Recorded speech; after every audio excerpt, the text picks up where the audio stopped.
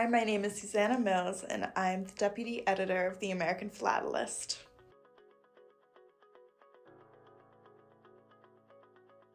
So the November issue is all about airmail, and the last time we published an issue that was entirely about airmail was in 2019, May 2019, I believe.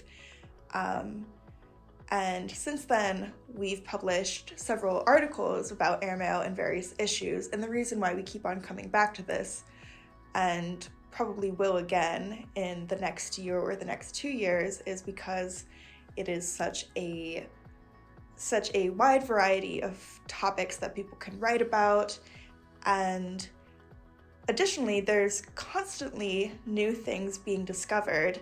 We actually include a short sidebar in this issue that includes the names of several dozen airmail societies from around the world, airmail collecting societies from around the world, and they're not necessarily all of the ones that do exist, but it's quite a few. You can get a taste for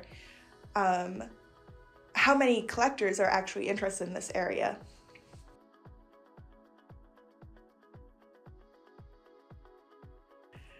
So I want to bring up Airmail Etiquettes, which is by Arthur Groden, and he is an expert on paraphilately, which is a coining term for everything in the realm of philately that kind of highlights philately. So essentially that would be, flyers, leaflets, and also Cinderellas. And Cinderellas are labels and stamps that look like stamps but aren't, like they don't actually serve, like they don't have a denomination, they won't be used as legal postage.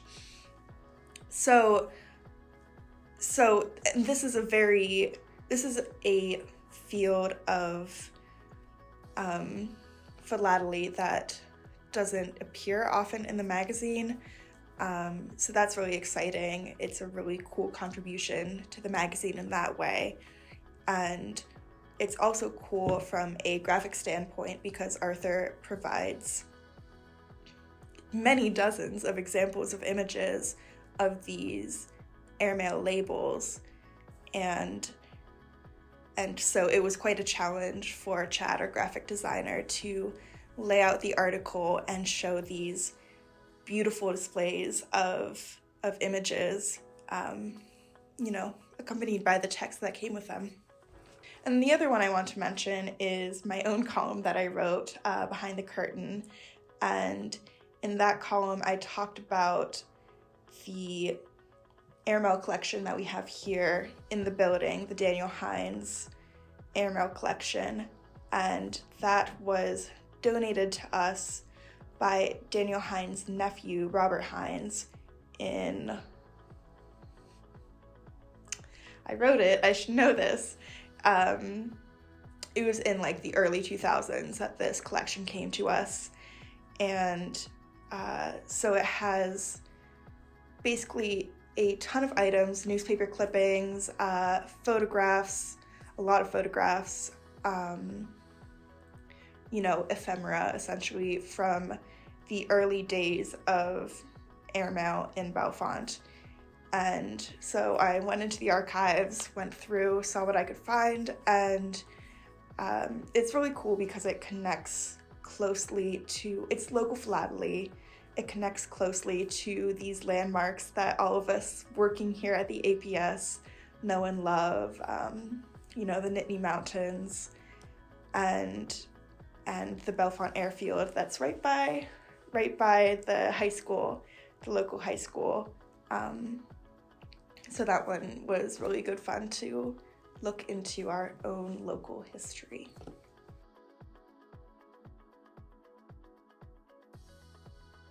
The November issue, we came up with a couple of ideas of how we were going to do it.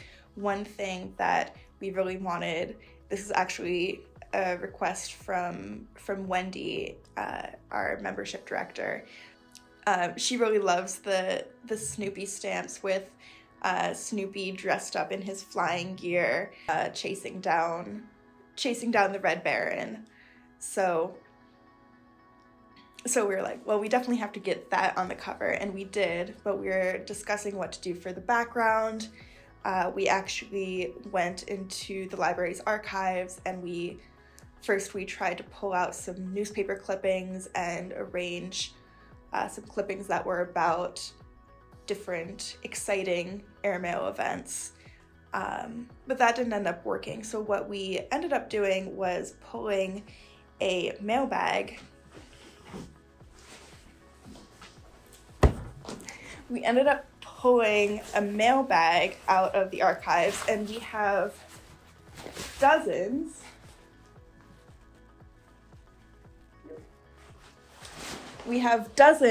of US and foreign mailbags in the archives, along with several ones that are specifically for airmail.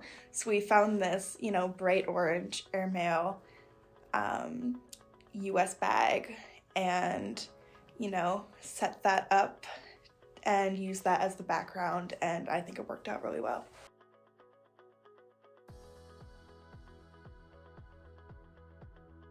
Yes, so the December issue is focused around the Universal Postal Union, the UPU, and that is the United Nations specialized agency that was created to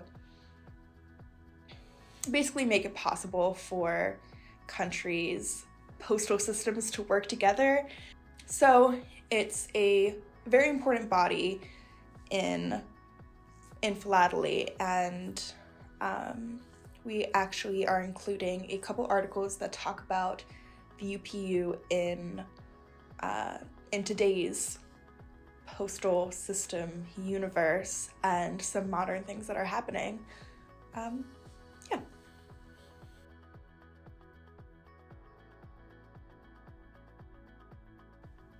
So most of you probably know at this point that the October issue was delayed due to supply issues at the printer, but fortunately it was mailed out a week or so ago, and I've already heard from members who are receiving the October issue safely to their doors, which is a huge relief for me, and I'm really excited and hope that you all enjoy October. And I suspect that most of you will be receiving November quite soon, literally on October's heels. So I'm excited for you also to be able to flip through, see what I was talking about. But you literally don't have to wait to receive it to your door.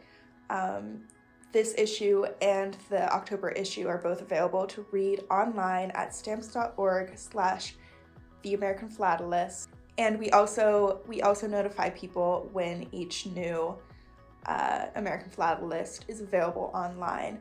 So if you want to receive that notification so you can be the first to read it, then all you have to do is go to stamps.org/preference-management, and you will receive an email notification, and you can also sign up to receive other newsletters that we send out.